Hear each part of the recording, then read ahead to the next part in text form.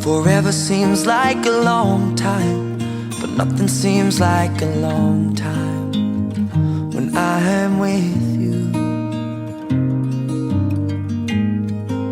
I feel like I'm walking on water since the day that I asked your father to let go of his daughter. So give me your blessing, sir, I'll give her all that I've got. Mesdames, Messieurs, bonjour. Nous voulons vous souhaiter la bienvenue. La Fondation L'Envol vous remercie d'être là ce matin avec nous. Rapidement, une instruction de sécurité. Nous sommes dans une salle, il peut se passer un événement indésirable qui nous demande d'évacuer la salle. Donc vous avez à ma gauche une porte, à ma droite également. Ce sont des issues que nous utiliserons s'il y a nécessité d'évacuer. Dans tout le calme, sans panique, nous allons nous rendre dans l'arrière-cour et une fois sur place, les secours seront rendus. Aussi, pour l'harmonie de ces moments, je vous demanderai très respectueusement de mettre les téléphones en mode vibreur ou en mode silencieux si vous préférez. Une fois de plus, soyez les bienvenus.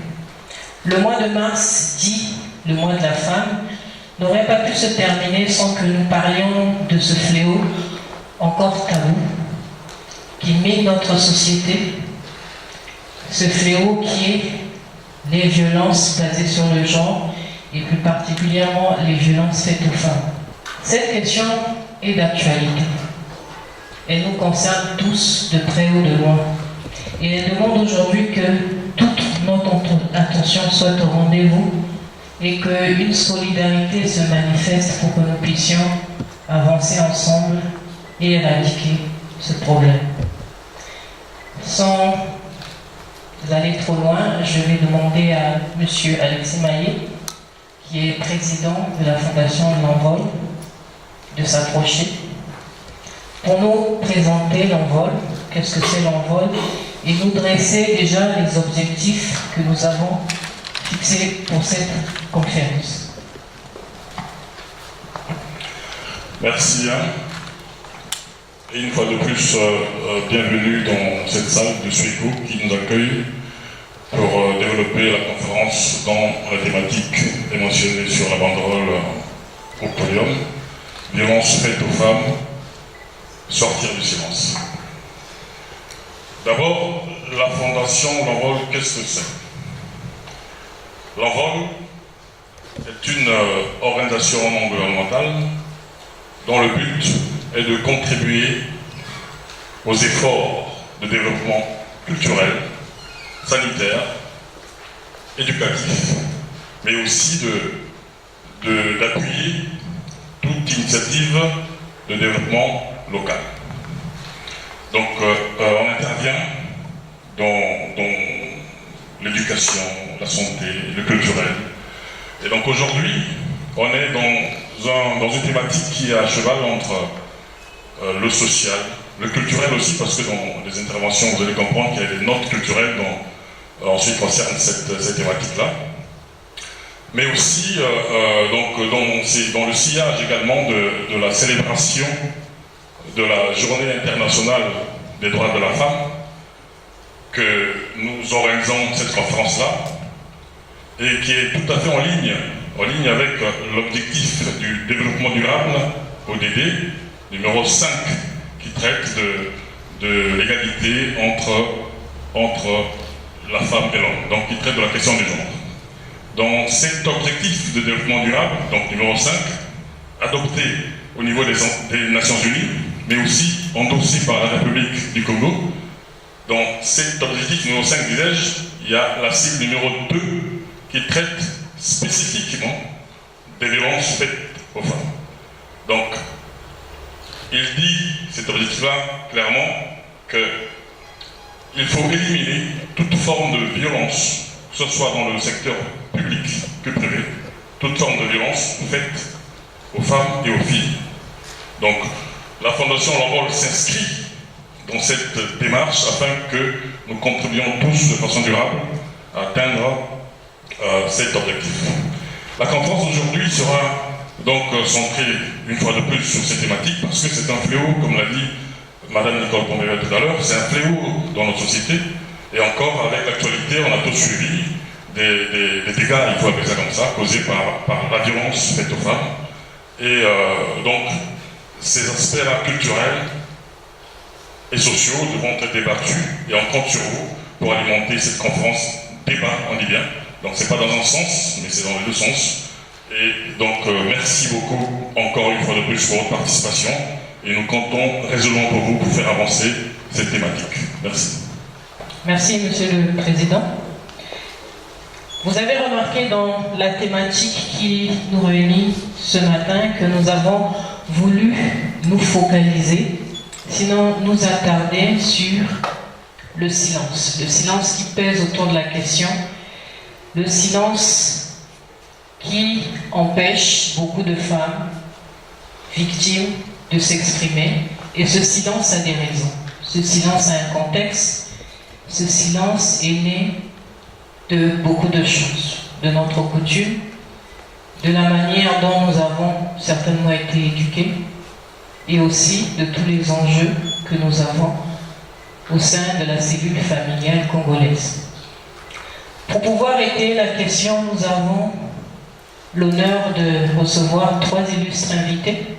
Il s'agit premièrement de Madame Tika Joséphine, qui est sociologue, directrice générale du Centre de recherche d'information et de documentation sur la femme. Madame Tika est très expérimentée sur la question, parce qu'elle est déjà en plein dans le combat. Et elle vous en dira davantage. Nous allons lui laisser la place tout à l'heure. Elle se chargera de nous situer déjà le contexte, de planter le décor, de dire c'est quoi les souffrances, c'est quoi ce qu'on appelle violence faite aux femmes. Elle nous éclairera également sur le pourquoi du silence. Ensuite viendra Monsieur Amour Bonkoutou, qui est magistrat d'instruction au tribunal de grande instance de Pointe-Noire, qui nous éclairera cette fois-ci sur la partie pénale. Et enfin, Monsieur Dr Dauphin Matemolo viendra nous édifier sur les conséquences que nous savons, certes physiques, mais aussi psychologiques et psychiques que peuvent subir les victimes. Le débat s'articulera, évidemment, on a parlé d'un échange. Il ne se fera pas que dans un seul sens, je le répète à nouveau. Chaque intervenant donnera l'occasion à tout le monde de poser des questions après son intervention. Et vous êtes à ce moment invités à émettre vos interrogations, à débattre également, à donner vos commentaires pour que nous puissions ensemble sortir de cet endroit édifié. Sans plus tarder, Madame. On attend la participation, des réactions positives en ce qui concerne ce sujet délicat, parce que chacun de nous, quel que soit son milieu de résidence, quel que soit son âge, quelle que soit son appartenance politique, nous sommes tous concernés. Qu'on soit riche ou pauvre, la violence est présente dans tous les foyers. Je suppose que beaucoup de questions vont être suscitées après ce développement de quels sont les types de violences que nous avons dans notre société congolaise. Pourquoi on ne parle pas, pourquoi on ne dénonce pas, comment on est victime. Et nous voulons vous laisser la place pour poser quelques questions à Madame Tika, des éclaircissements ou aussi des commentaires pour comprendre et des contributions. Nous allons faire passer le micro dans la salle. Je vous demanderai s'il vous plaît d'être clair et concis dans les questions pour permettre au plus grand nombre de pouvoir en poser. J'ai une question. Quand je peux voir la photo de l'autre côté, on peut voir que l'enfant est un peu moins âgé. Ce qui fait que lors de la dispute, l'enfant ne peut pas faire quelque chose de concret parce qu'il ne connaît pas ses droits ou encore comment il faut se défendre. Admettons que l'enfant atteigne l'âge de la maturité et soit témoin d'une violence verbale entre les deux parents et que la maman n'est pas capable de pouvoir s'exprimer ou d'agir en quelque sorte. Qu'est-ce que l'enfant peut faire à ce moment? Le papa qui est furieux. Cette fille va donc conduire les agissements de sa mère dans son foyer conjugal. Ce que les mamans doivent comprendre, que notre comportement dans nos maisons, nous faisons une transposition directe vers les enfants. On a une photo où il y a papa et maman, il y a les deux garçons qui sont là. Si papa a l'habitude de taper maman, en grandissant, l'enfant va faire la même chose croyant que c'est normal. Cette petite fille qui suit sa mère qui est en train d'insulter son mari, en grandissant, elle fera la même chose. Donc c'est déjà des agissements dangereux ou encore des comportements dangereux que nous adoptons dans nos ménages.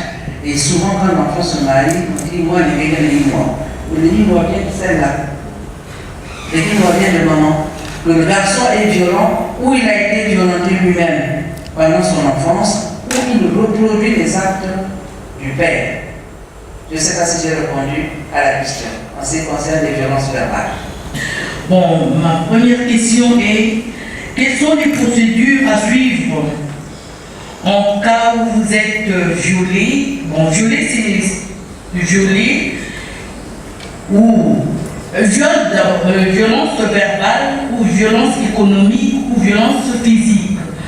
Parce que Madame Tika vient de nous parler de violence sexuelle.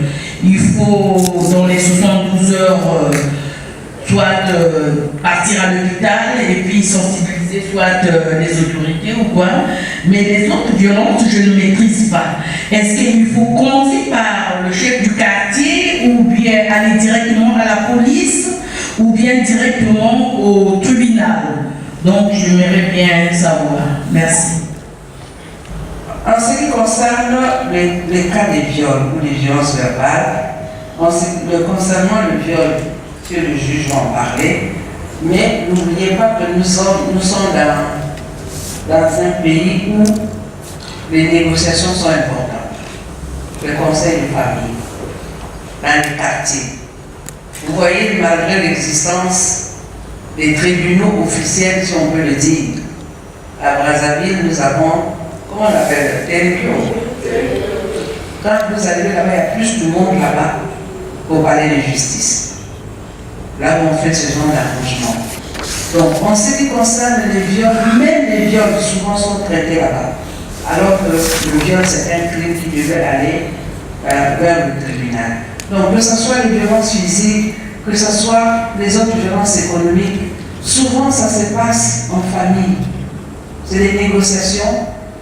Mais en ce qui concerne les violences physiques, il y a ceux qui ont le courage d'aller vers la justice. Mais le juge va vous expliquer tout à l'heure, on en a parlé ce matin, il y a beaucoup de femmes. On a une carence sur le plan des textes. Si bien qu'on en parle, et on se rend compte qu'on n'est pas protégé du tout, la femme n'est pas protégée en matière de violence parce qu'on a un vide juridique.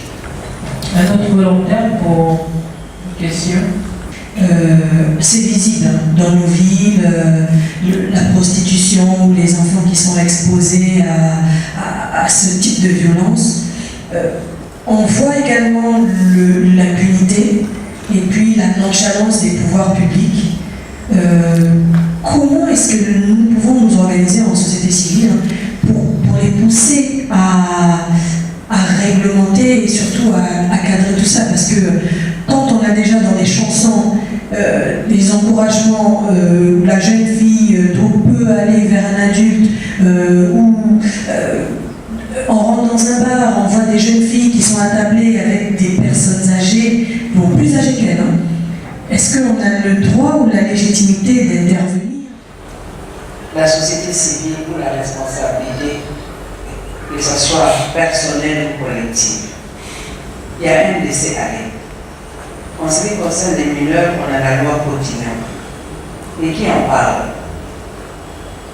Quand on grandissait, nous, on n'avait même pas le droit de mettre un pied avec l'uniforme scolaire dans un bar.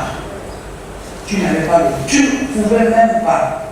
À partir de 21h, tu sortais, la police t'arrêtait. Il fallait que les parents te payer l'amende pour te faire sortir. Et aujourd'hui, le dialogue familial n'existe plus. La télévision a pris la place des parents. L'enfant fait, soi-disant que c'est l'évolution, les choses ont changé. L'enfant fait ses milieux. Et les autorités sont où? Je ne sais pas si ce phénomène est ici, à Pointe-Noire, mais à Brazzaville, c'est un scandale. Encouragé par les jeunes filles qui viennent de la RDC et du Cameroun, nous avons des gamins de 12-13 ans dans les boîtes de nuit qui s'excitent à poil. Mais parmi les spectateurs, il y a des policiers. Parmi les spectateurs, il y a des parents. Si déjà, en tant que père, tu te plais à ce spectacle, que voulez-vous qu'on fasse? Ce sont les parents qui devaient réagir, mais ces fameux parents, c'est eux qui sont dans la pièce. Ce n'est pas les jeunes seulement. Et les papas qui sont dans ces boîtes de nuit en train d'accompagner. Et quand ils ont fini de s'exhiber, on fait sortir les billets du banc et on va arrêter. Donc la prostitution, on peut dire, est en train de prendre une ampleur très dangereuse. Parce que de plus en plus, nous avons affaire à des mineurs. C'est des enfants, même des enfants, c'est pour qu'on parle des enfants. Parce qu'il y en a d'autres qui s'y plaisent. 12 ans, 8 ans. Et elle-même, elle me dit, non, nous autres, dans nous autres. Est-ce qu'elle sait de quoi elle parle, nous autres, dans nous autres? Mais elle me dit, fièrement, sans gêne, nous autres, dans nous autres. Donc voilà la réponse que je peux vous donner. J'espère que j'ai répondu à toutes vos questions. Je vais donc intervenir pour rester en phase et ne pas déborder avec le thème. Le droit des victimes, c'est bien ça Madame Nicole Koumadia, le droit des victimes de violence, et puis la responsabilité des agresseurs. Donc il y a deux aspects concernant le thème. Donc le jeu, je vais commencer par dire qu'il est difficile de prendre la parole après la brillante intervention de Mme Tika, mais qui du moins a pris le temps de baliser les choses.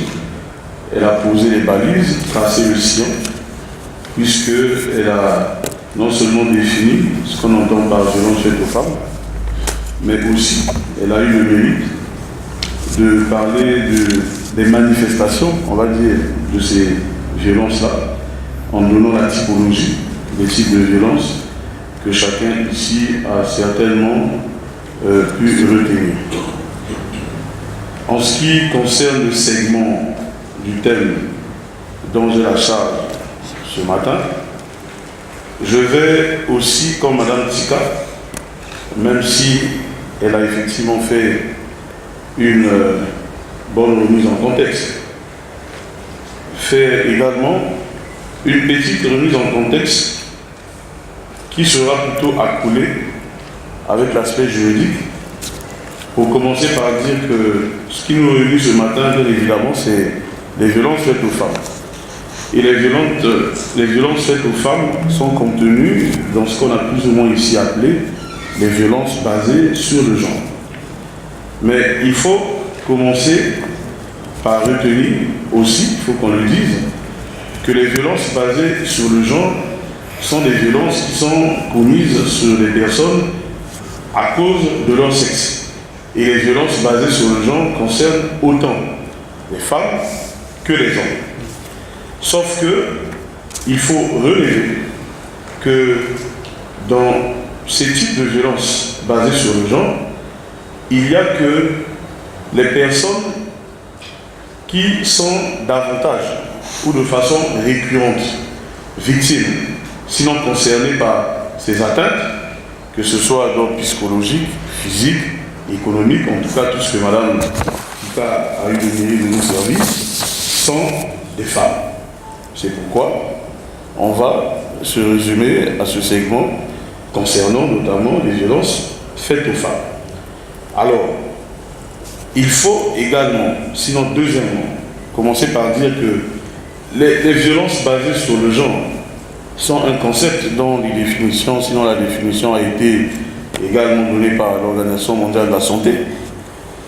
Vous avez des organisations aussi des droits de l'homme ou des Nations Unies qui continuent là-dessus à opiner. Mais ce qu'il faut dire en ce qui concerne le droit positif congolais, c'est-à-dire les textes, ou en l'état actuel, les textes au Congo, sur la répression, sur les poursuites, le terme violence faite aux femmes, en réalité, n'est pas une infraction, parce que ce qui est réprimé, c'est des comportements généralement, dans chaque pays, qu'on considère être antisociaux. Mais il ne faut pas seulement au préalable que le comportement soit antisocial, quand bien même si les membres de la société s'accordent à dire que ce comportement est antisocial, il faut en plus qu'il soit érigé en ce qu'on appelle infraction, c'est-à-dire en un comportement dont tout le monde a consenti qu'il faut le punir au cas où un des membres de la société venait à franchir cette ligne. Et en l'état actuel au Congo, les violences faites aux femmes ne sont pas une infraction, comme on dirait le vol, l'escroquerie, les coups et blessures volontaires. Les violences faites aux femmes, lorsque elles surviennent et lorsque les femmes se présentent devant les tribunaux, vous constaterez que les violences faites aux femmes sont logées dans plusieurs types d'infractions. Ce qu'on dira, une femme, je reviendrai là-dessus, comme disait Mme Tika, puisqu'elle voulait la lumière du juriste à l'égard de l'auditoire, lorsqu'une femme est violentée, suivie par exemple des atteintes corporelles, elle est victime de coups, pas seulement, je vais évacuer la question, pas seulement dans le milieu conjugal, admettons dans un contexte où elle s'est retrouvée, elle est victime des coups, ou encore dans le milieu conjugal, lorsqu'elle ira déposer sa plainte, le magistrat devra regarder dans la liste des infractions prévues par la loi congolaise, qu'est-ce qu'il en est. À ce moment, il pourra loger dans un type d'infraction qui est appelé coups et blessures volontaires.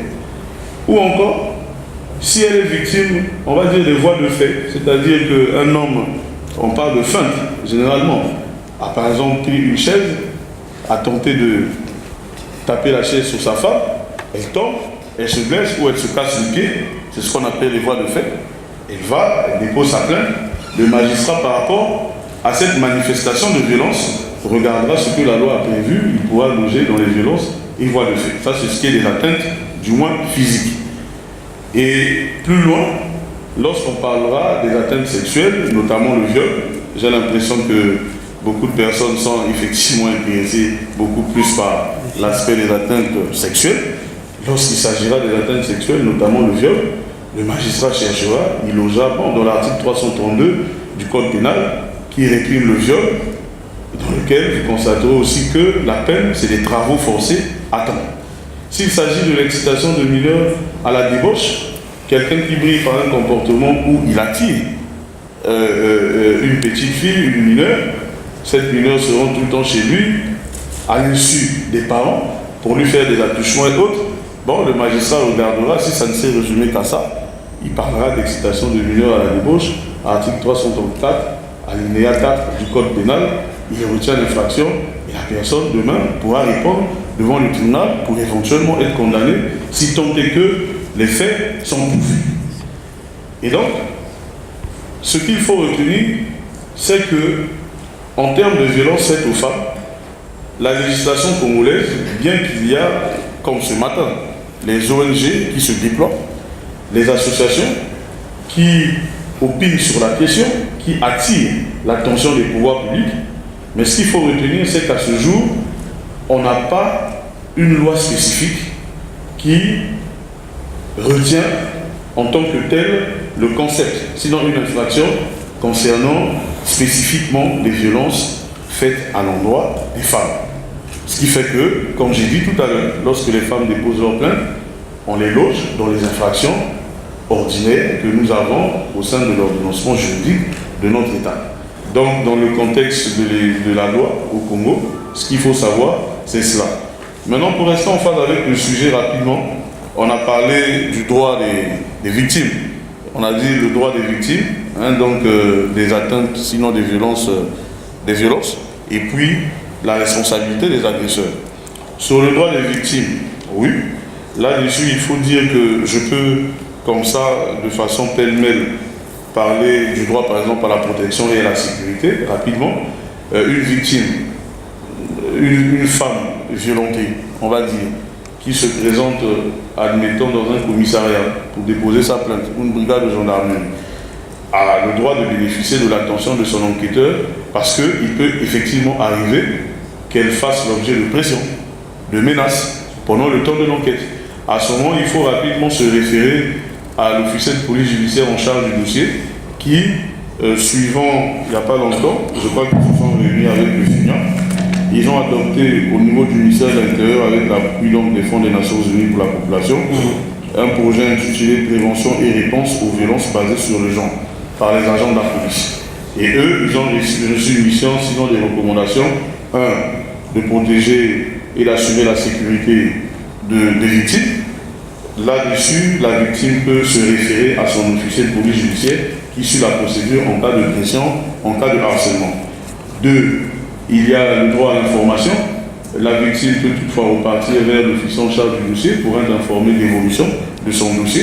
Et ça devient quand même devoir, on va aussi dire, pour le policier, de renseigner sa victime. Troisièmement, vous avez pour la victime le droit d'être assisté par un conseil. Et là, il faut comprendre qu'une victime de violence, dès l'ouverture de l'enquête de police ou au niveau de la gendarmerie, a le droit de se faire assister au moment où elle est auditionnée. Elle a le droit de faire recours à son avocat. Son avocat peut déjà l'assister dès l'enquête de police. Ensuite, vous avez pour les victimes de violence le droit aux soins médicaux. Madame Tika parlait tout à l'heure du kit de 72 heures, où il faut rapidement aller voir un médecin parce que dans les 72 heures, il est démontré techniquement qu'on peut éviter les IST, le VIH, on peut rattraper certaines choses. Et donc, ça c'est important. Et c'est d'autant plus important, je vais revenir sur ça, dans le cas du viol. Parce qu'il faut que le viol soit constaté par certificat médical. Il se prouve. On ne vient pas dire tout simplement que j'ai été victime de viol. La difficulté aussi, souvent avec les victimes, c'est cela. Vous rencontrez une victime qui vient, qui dénonce les faits, somme-t-il de viol, mais qui par la suite ne vous produit qu'un certificat médical ou quand vous lui demandez, ça, il y en a aussi, d'aller se faire consulter, finalement, après l'évolution d'enquête, ne se présente jamais. Vous commencez à vous poser des questions. Si réellement il y a eu viol ou pas. Puisque vous leur demandez de se rabattre auprès de l'hôpital, quelquefois la maman n'emmène jamais l'enfant à l'hôpital pour vous produire le certificat médical. Mais dans l'autre sens aussi, il y a que dès qu'une jeune fille ou des femmes sont victimes de ces abus-là, elles savent, où on leur demande, il y a des réquisitions, comme on dit à médecin, au niveau de la police ou de la gendarmerie, des policiers ont l'obligation de faire pour que ces personnes-là soient consultées. Parce que seul le certificat médical constatera matériellement qu'il y a eu, par exemple, perforation de l'hymen ou qu'il y a eu des signes de violence sur les parois de l'organe génital. Je ne rentrerai pas en profondeur, je me réserve le droit d'y aller, je ne suis pas médecin, il y a des éléments quand même de manifestation d'ordre général qu'on pouvait servir. Et puis, il y a aussi, Madame Tika parlait de la confidentialité tout à l'heure. Les victimes de viol généralement ont honte. Certaines ne veulent pas venir dénoncer les faits parce qu'il y a le regard de la société. Il y a l'image désormais de la société vis-à-vis d'elle. Mais parmi les droits des victimes de violence, il y a cet aspect au niveau de la police. Une personne qui vient se confier, il y a d'abord le caractère, on dira, secret de l'enquête. On ne peut pas divulguer. Pour la dignité, il y a le droit à la dignité de la victime. Ce que cette personne vient révéler, c'est une situation d'ordre personnel. Et déjà, on imagine que la victime de viol, je parle ici devant un sachant, donc un psychologue qui est de l'autre côté à ma gauche, elle est déjà entamée et elle sera davantage entamée si sa situation est exposée au public. Et donc ça, ce sont les droits de la victime tels que le thème demande de l'exposer. Donc en résumé, je vous ai donné les différents droits des victimes de violence. Maintenant, l'autre manche du sujet, c'est la responsabilité des agresseurs. Qu'en est-il de la responsabilité des agresseurs? Alors, je crois que dans le premier segment du sujet concernant même le droit des victimes, sinon à l'entame de mon propos, j'ai plus ou moins aussi touché la responsabilité des agresseurs en parlant de ce que la loi prévoit comme peine. Par exemple, j'ai pris uniquement pour le viol, avec les travaux forcés à temps. J'ai pris le cas des CDV logés dans l'article 309, les coups et blessures qui ont entraîné une incapacité, en tout cas personnelle, de travail de plus de 21 jours, vous avez de 2 à 5 ans d'emprisonnement et des peines d'amende, bien évidemment. J'aimerais savoir que prévoit la loi face à un cas d'une victime, disons, qui est inapte. Donc, pour être en face d'une victime qui est sourde et muette. À ce moment-là, elle n'a pas la possibilité peut-être de s'exprimer. Que pense la loi par rapport à ce type de personnes? C'est une question, je vais dire même spectaculaire, mais c'est une très bonne question. Ce que vous posez comme question, ce que prévoit la loi, d'abord on retiendra, comme je dis ici, que c'est une victime. Elle a été tapée ou elle a été abusée sexuellement, s'il est avéré par des certificats médicaux qu'elle a été violée, l'agresseur, bien évidemment, va être poursuivi sur la base des dispositions, je vous ai dit. Mais il y a un autre versant, je crois que vous attendez une autre réponse, et surtout sur la prise en charge, comment ça se fait d'une telle personne, le traitement, en réalité. Comme j'ai dit, en l'état actuel de nos textes, en tout cas le code pénal, nous on a la répression. Elle est victime de viol, c'est concluant, la personne sera jugée sur la base de l'article 339. Ok. Mais entre-temps, il faut repartir vers la Constitution du 25 octobre, c'est ça 2015. La Constitution du 25 octobre 2015, je crois, a consacré, sinon prévu, aujourd'hui, une institution pour la protection des personnes vivant avec handicap. Et cette institution-là, je crois qu'il y a eu des textes réglementaires. Est-ce qu'ils ont déjà été pris? Je me réserve le droit de dire. Mais c'est dans cet élan, c'est-à-dire qu'on veut accorder une attention particulière à ce type de personnes.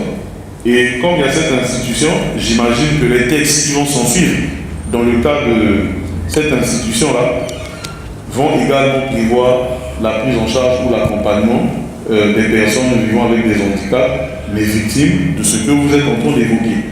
Et nous, on attend que les faits concluants, viol, on applique. Mais de l'autre côté, avec cette institution, j'imagine que c'est fait à dessein aussi pour ça.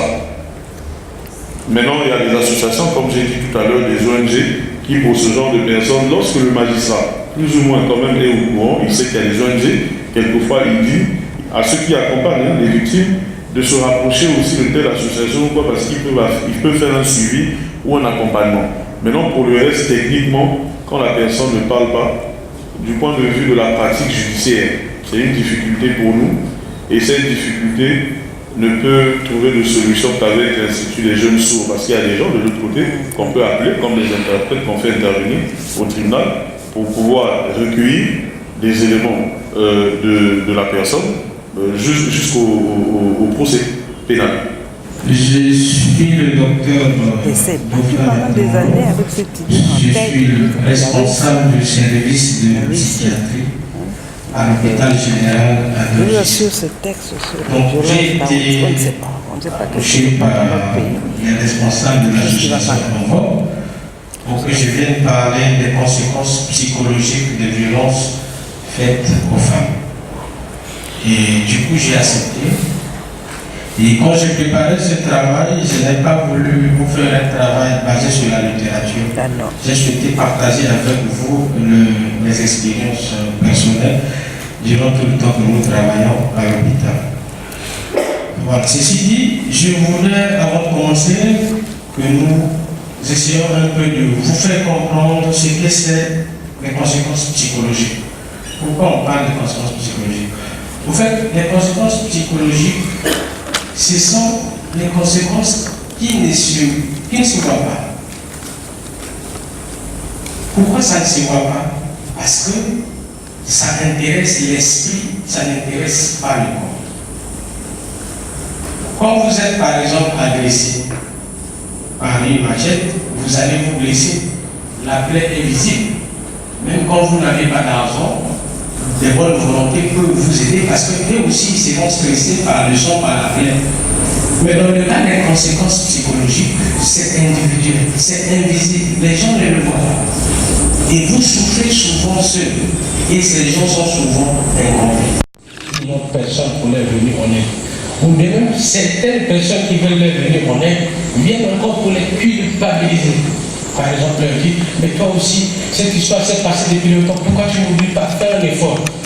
La personne n'a pas besoin de ça, elle a besoin d'une responsabilité, d'un soutien. Quand vous dites ça, vous venez encore l'enfance.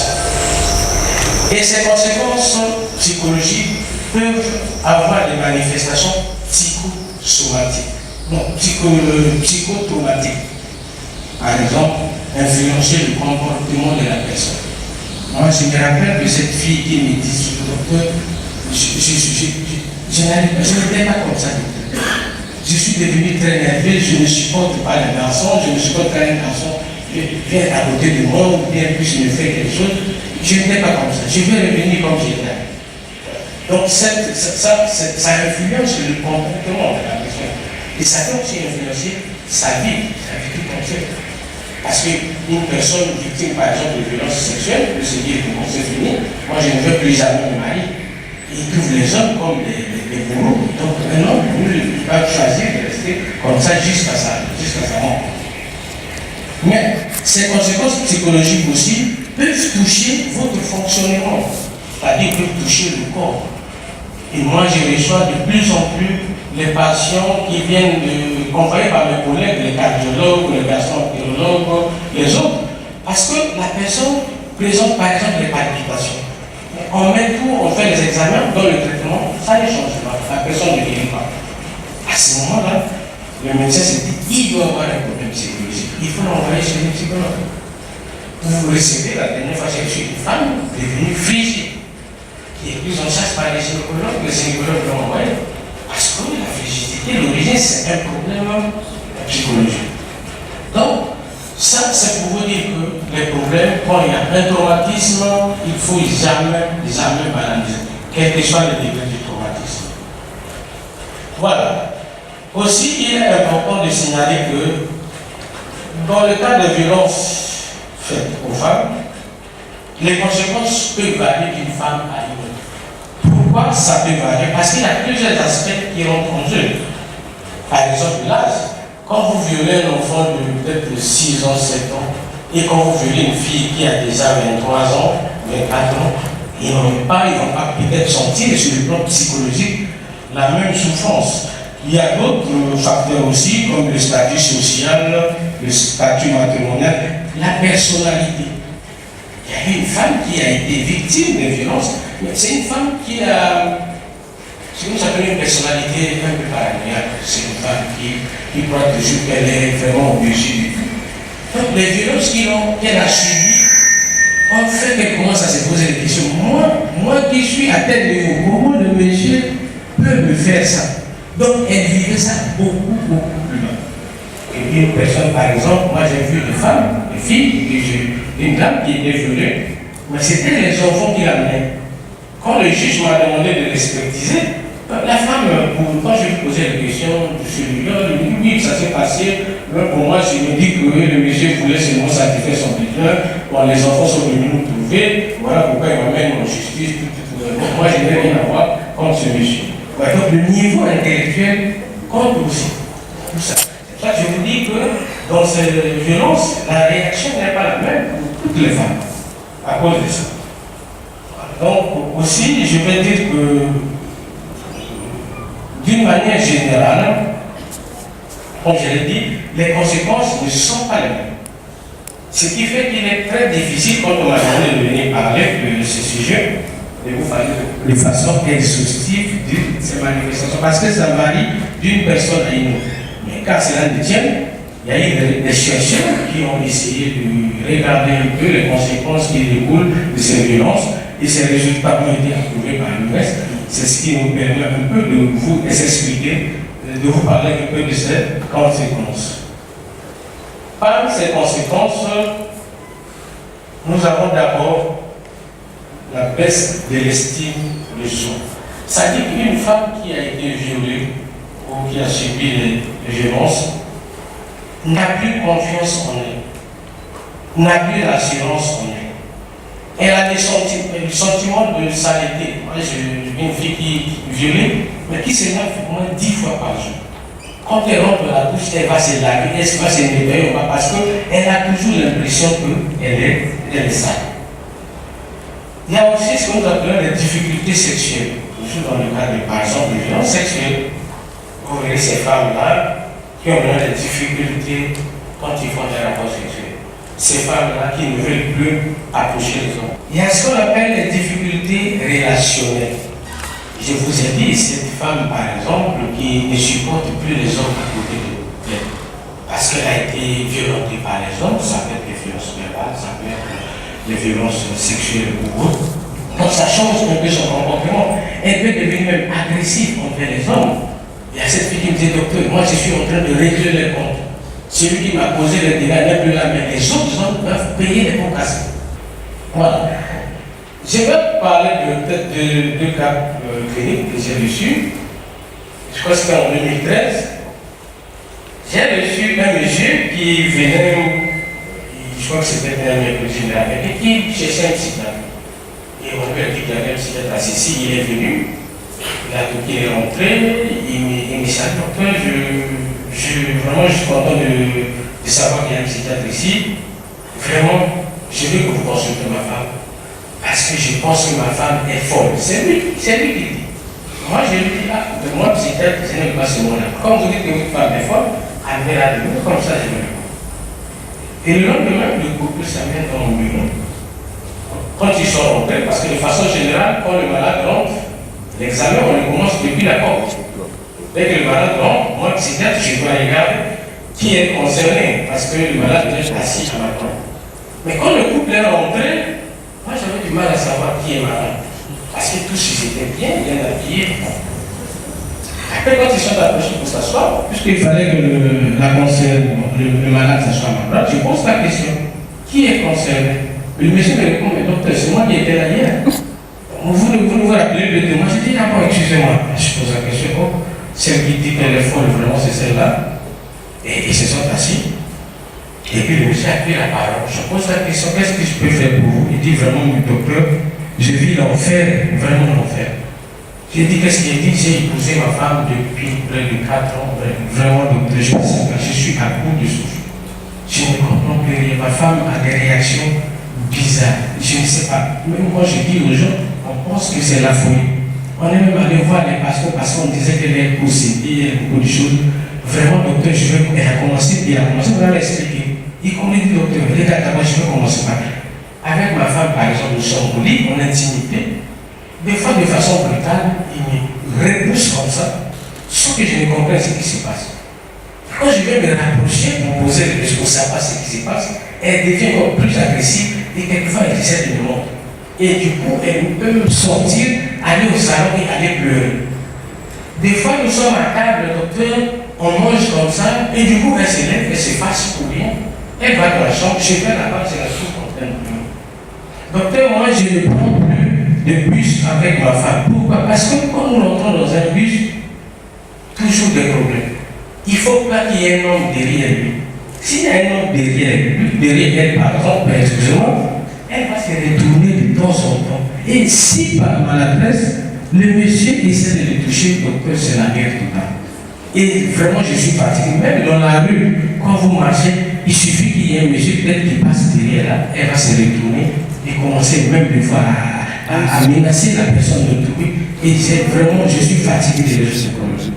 Et aussi, docteur, ma femme, tout ce que j'ai comme habit bleu, les chemises bleues, elle n'en veut pas. Je suis revenu un jour du travail, je l'ai trouvé, elle a tout brûlé. Je lui pose la question, je ne sais pas quoi ces chemises. Et même moi, quand mes amis viennent me visiter, je dois les prévenir, leur dire que ne portez pas de grâce de chemises. Parce que vraiment, ça va créer des problèmes. Donc, quand elle voit des gens avec des chemises bleues, elle réagit violemment. Donc, docteur, vraiment, il me dit il y a beaucoup d'autres choses. J'ai parlé à ses parents, on a mené dans les églises, on a tout fait, mais ça ne change pas. Donc, moi, je suis fatigué, je suis prêt à divorcer. Et au même moment où il parlait, la femme s'était éclatée ensemble, elle pleurait. Elle versait des larmes, Moi, j'ai compris qu'il devait avoir un problème. Quand j'étais saturé ce jour-là, je leur ai demandé de venir un samedi, parce que le samedi j'étais libre. Et le samedi ils sont venus, et cette fois-ci j'ai pris la femme. J'ai commencé à me poser des questions parce qu'il y avait quelques signes qui me paraissaient des signes psychotiques. Par exemple, brûler les habits de son mari sans raison, parce que ça, ça peut paraître comme un signe psychotique. Mais chez elle, ce n'était pas un signe psychotique. J'ai essayé de la mettre en confiance, parce qu'elle n'avait jamais dit à son mari pourquoi elle réagissait comme ça. Ce qui s'est passé, c'est quoi? C'est que c'est une fille qui a été violée à l'âge de 14 ans, je crois 14 ans, 15 ans. Et le violeur qui l'avait violée l'avait surpris par le derrière et avait porté une chemise bleue. Donc, quand on l'a violée, durant un moment, elle s'était organisée, elle avait mis en place un mécanisme de défense qui faisait qu'il se méfiait maintenant des hommes, il ne voulait plus protéger les hommes. Mais jusqu'à un moment où, dans les églises, elle est rentrée, voilà, à un moment, il fallait se marier. Elle a accepté de se marier. Je crois qu'elle s'est mariée à 26 ans. 26 ans ou 27 ans. Donc elle est arrivée à 14 ans, elle s'est mariée à 26 ans, 27 ans. Quand elle s'est mariée, c'est à ce moment-là qu'elle a encore recommencé à revivre l'état de stress post-traumatique. Donc avoir ce qu'on appelle des réviviscences. Donc chaque fois, il y a le scénario du viol refait surface dans sa conscience. Et quand ça refait surface dans sa conscience, elle contrôle et réagit tel qu'elle avait réagi le jour où elle était violée. Voilà. Donc c'était ça le problème. Le mari ne comprenait pas, les parents ne comprenaient pas. Quand je lui ai posé la question, est-ce que vous avez déjà dit ça à votre mari? Il dit non, docteur, je ne peux pas le dire, sinon parce que c'est la honte. Donc cette femme qui a été violée, 14 ans après, puisqu'elle n'a pas été prise en charge psychologiquement. Et à 14 ans après, elle a développé ce qu'on nous appelle un état de stress post-traumatique qui est encore beaucoup plus compliqué. Parce que c'était une fille qui me dit, le jour-là, je me rappelle le samedi, je suis resté près de 3h30 avec elle dans le bureau. Puisqu'on était à deux, même son mari, qui était derrière, commençait à s'inquiéter, voulait savoir ce qui s'est passé, et heureusement la porte était ouverte, il venait regarder de temps en temps, parce qu'on est resté longtemps. Le fait que tu as tué le C'est lui qui a donné laissé tout le temps de parler. Et à la fin, il m'a dit, donc vraiment, je suis un peu soulagé, parce que depuis que j'ai connu ce cas, c'est la première fois que je trouve quelqu'un qui m'écoute avec aussi beaucoup d'attention. Ça me montre que vous pouvez m'aider, parce que depuis là, je n'ai trouvé personne pour m'aider. C'est pour ça que moi je vous dis que les choses, il ne faut pas les banaliser. On viole votre enfant, bon c'est vrai, vous allez dire, écoutez, on va payer, on a justice à trancher, ce n'est pas fini. La justice punit le coupable. Mais vous amenez l'enfant pour qu'on soigne cette plaie qui est invisible, qui peut avoir des conséquences néfastes pour la vie. Et ça, je vous le dis, il y a même les conséquences psychologiques demeurent plus longtemps que les conséquences somatiques. Parce que vous, quand on vous blesse, par exemple, quand on vous blesse, vous allez soigner la plaie. Peut-être une semaine, la plaie va se cicatriser, vous allez oublier la douleur. La douleur est partie, la plaie s'est cicatrisée. Mais dans les cas de souffrance psychologique, ça peut vous amener ça peut vous poursuivre jusqu'au dernier jour de votre vie. Et c'est très important. Je me rappelle même de cette femme qui me disait, je n'encourage pas les hommes à battre les femmes, que j'avais fait sur une consultation pour une dépression réactionnaire, qui me disait, docteur, moi je préfère même qu'il me tape, qu'il me lance les flèches, qu'il me lance là. J'ai dit, quoi, qu'est-ce que vous dites? Il me dit, non, docteur, il peut me taper, il peut me gifler, mais 2 minutes après, la douleur va partir. Mais docteur, quand il me lance ces flèches, j'ai dit, les flèches, c'est pas pour le parent qui me sort là, docteur. Quand il me lance ça, docteur, je peux faire même un mois, je ne dors parce que je ne fais que pleurer. Je ne fais que pleurer. Donc, depuis là, docteur, je suis là, je suis tous les jours presque régulièrement à l'hôpital et je commence à me fatiguer. Parce que quand il va chez les amis, les somaticiens, il va regarder juste que vous ne dormez pas, vous avez les maux de tête, il donne les médicaments, vous partez. Mais derrière ça, il y a beaucoup de choses derrière. Et ces femmes-là, je suis content parce que nos amis, nos collègues médecins, et même la population telle que vous, demain vous pourrez aider quelqu'un qui est dans cette situation de souffrance psychologique, l'orienter voir le psychologue. Voilà ce que je tenais un peu à partager avec vous, puisque je n'avais que 20 minutes. Je pense que je suis dans les 20 minutes. Donc, je me souviens un peu de la question. Si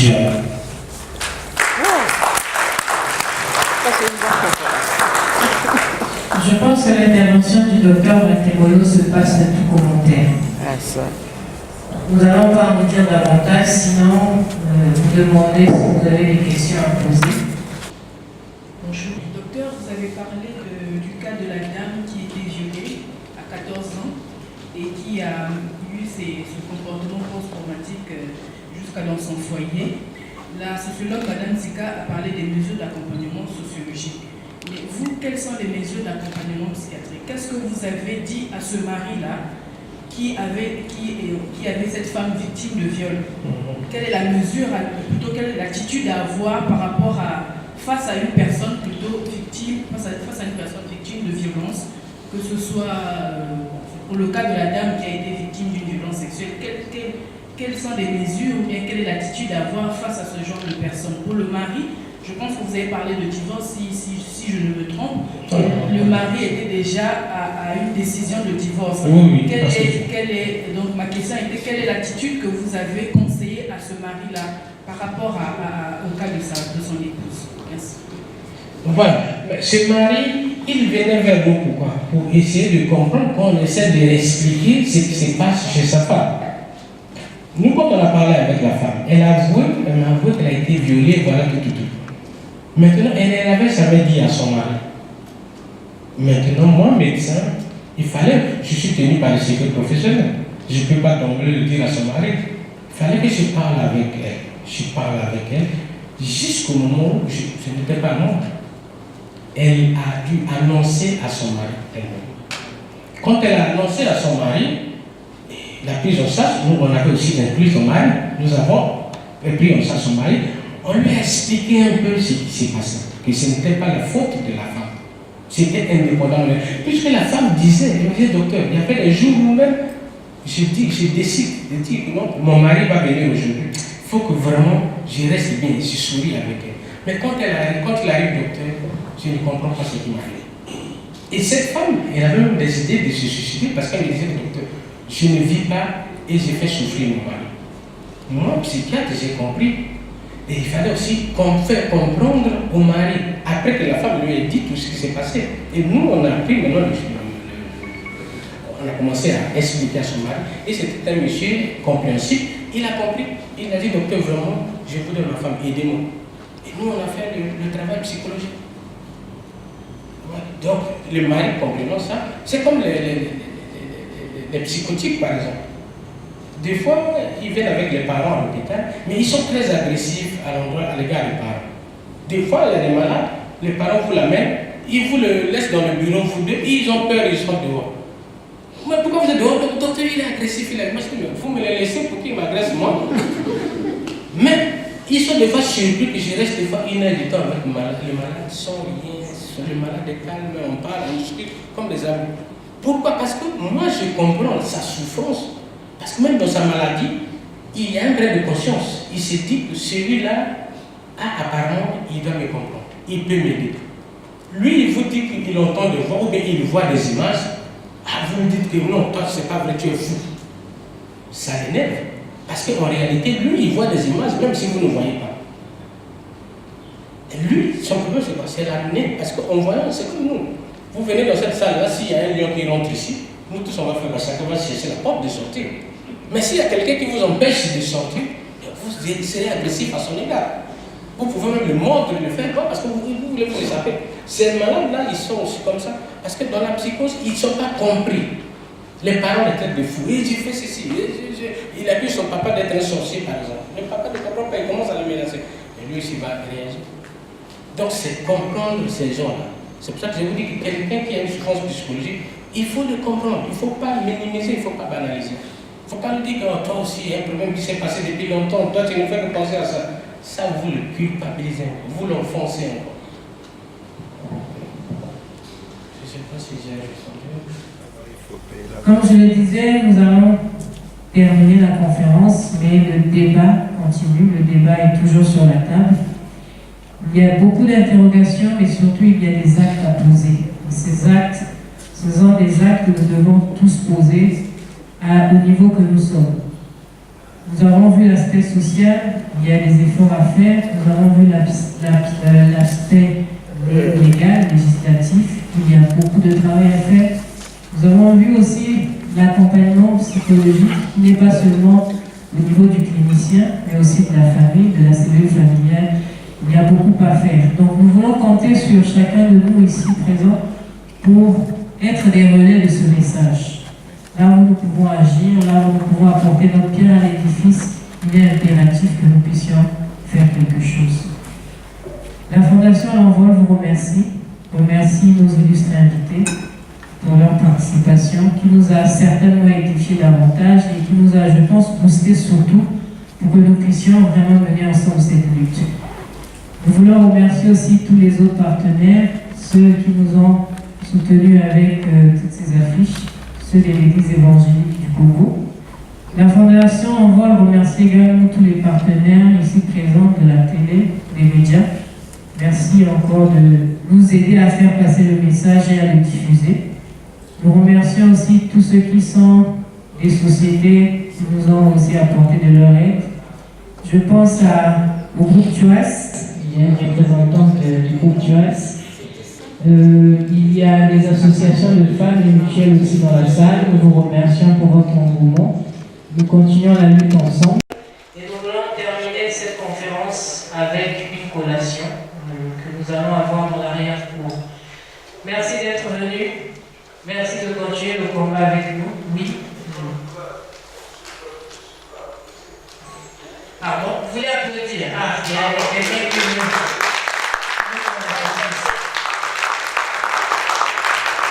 Merci à vous et à nous revoir pour les prochaines activités. Monsieur Alexis, bonjour. Bonjour. Vous êtes le président de la Fondation L'Envol. Vous avez organisé une conférence débat, violence faite aux femmes, sortie du silence. Quel est l'impact de vous à cet événement? Alors d'abord, je tiens à vous dire d'abord que la Fondation L'Envol a pour objectif de contribuer au développement culturel, sanitaire et aussi éducatif dans notre pays. Nous agissons également dans l'appui aux initiatives locales de développement.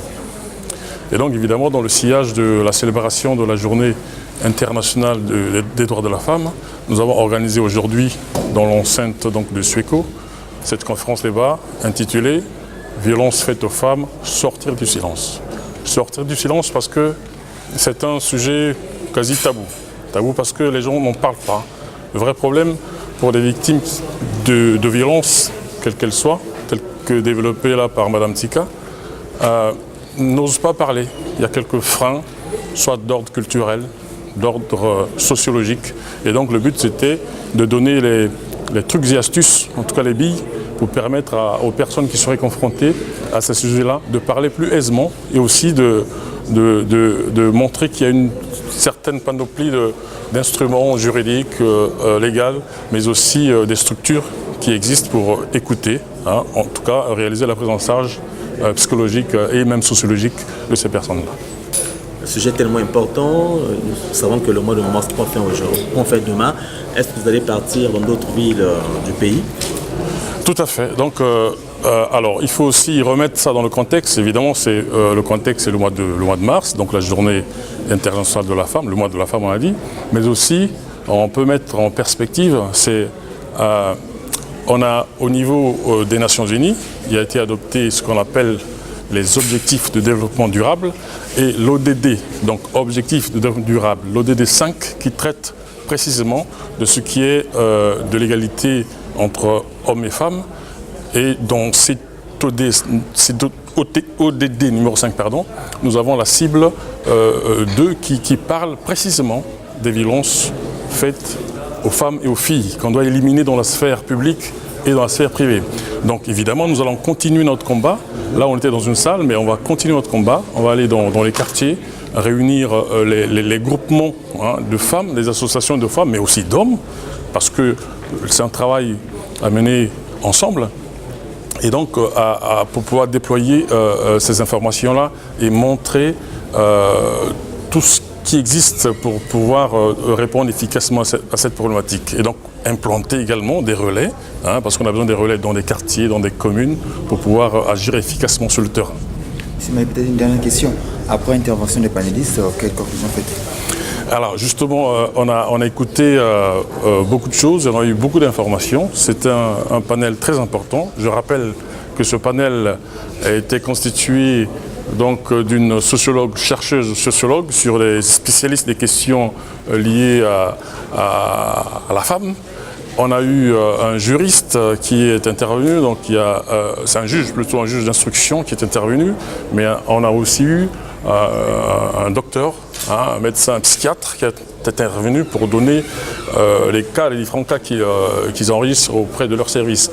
Donc les conclusions après avoir entendu tout ce panel important, c'est que le challenge est important, il est grand le challenge, mais ça commence évidemment par mettre en place une sorte de socle, un socle qui serait constitué de différents partenaires, parce qu'on ne peut pas travailler tout seul.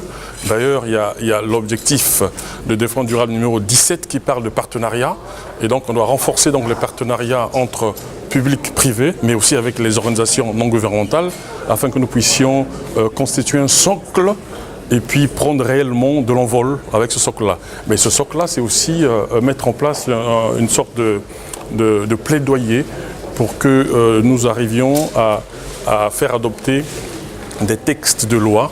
Dans ce sens-là, vous avez écouté qu'il y a un certain vide juridique, on peut parler comme ça entre guillemets, mais je pense aussi qu'il y a des efforts qui sont faits au niveau des gouvernements pour pouvoir faire avancer le sujet. Mais on va donc contribuer, apporter notre contribution à ces efforts-là, afin que tous nous marchions sur la même voie et que nous ayons des résultats palpables.